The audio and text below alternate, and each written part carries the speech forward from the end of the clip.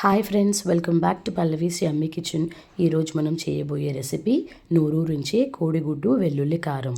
నోటికి ఏమీ తినబుద్ధి కానప్పుడు ఇలా కోడిగుడ్డు వెల్లుల్లి కారం చేసుకొని తింటే కారం కారంగా కమ్మగా ఎంతో రుచిగా ఉంటుందండి. ఓ ముద్ద ఎక్కువే తింటాం.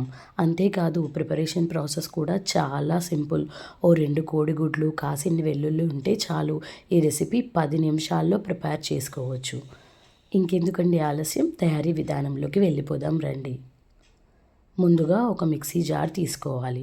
అందులో ఒక 2 చెంచాల కారం, ఒక పెద్ద సైజు వెల్లుల్లి రెబ్బలు తొక్క తీసి వేసుకోవాలి. తర్వాత ఒక పావు చెంచాడు జీలకర్ర, రుచికి సరిపడా ఉప్పు, వీటన్నింటినీ మిక్సీ పట్టేసుకోవాలి.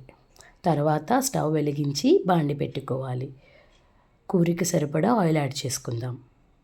ఆయిల్ వేడయ్యాక ఒక పెద్ద సైజు ఉల్లిపాయలు కట్ చేసుకొని వేసుకోవాలి. ఉల్లిపాయలు బంగారు రంగు వచ్చే వరకు ఫ్రై చేసుకోవాలి. ఇప్పుడు ఇందులో కరివేపాకు, కొత్తిమీర కూడా వేసి కలిపేసుకుందాం. తర్వాత ఇందులో ఒక పావు చెంచాడు పసుపు కూడా యాడ్ చేసుకొని కలిపేసుకోవాలి. ఇప్పుడు ఇందులో ముందుగా గ్రైండ్ చేసి పెట్టుకున్న వెల్లుల్లి కారాన్ని కూడా వేసుకొని పచ్చివాసన పోయే వరకు నూనెలో చక్కగా ఫ్రై చేసేసుకోవాలి. వెల్లుల్లి ఎంత ఫ్రై అయితే కూర రుచి అంత బాగా వస్తుందండి.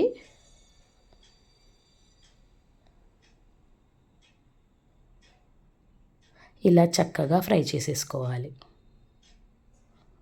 చూసారు కదా, ఇప్పుడు ఫ్రై అయిపోయింది. ఇందులో నేను ఇక్కడ 3 గుడ్లను తీసుకుంటున్నాను.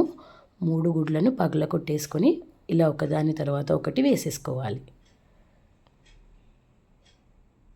ఇప్పుడు కాసేపు మూత పెట్టి మగ్గనిద్దాం. ఇంకాసేపు మగ్గనిద్దాం.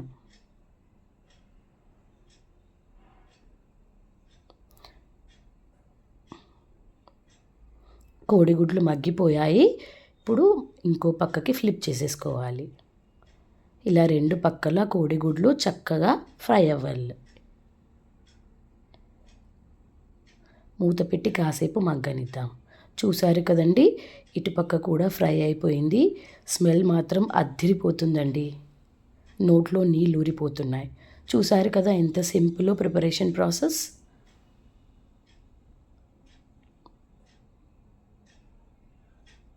ఇప్పుడు టేస్ట్ చూసి ఎలా వచ్చిందో మీకు చెప్తాను. వేడి వేడి అన్నంలో కోడిగుడ్డు వెల్లుల్లి కారం వేసుకొని తింటే అద్దిరిపోతుందండి. టేస్ట్ మాత్రం అమోఘంగా వచ్చింది. ఇంకెందుకండి ఆలస్యం, ఈ రెసిపీ మీరు కూడా ట్రై చేసి టేస్ట్ ఎలా వచ్చిందో నాకు కమెంట్ చేయండి. నా వీడియో కనుక నచ్చినట్టయితే లైక్ చేయండి, షేర్ చేయండి. నా ఛానల్ని సబ్స్క్రైబ్ చేయడం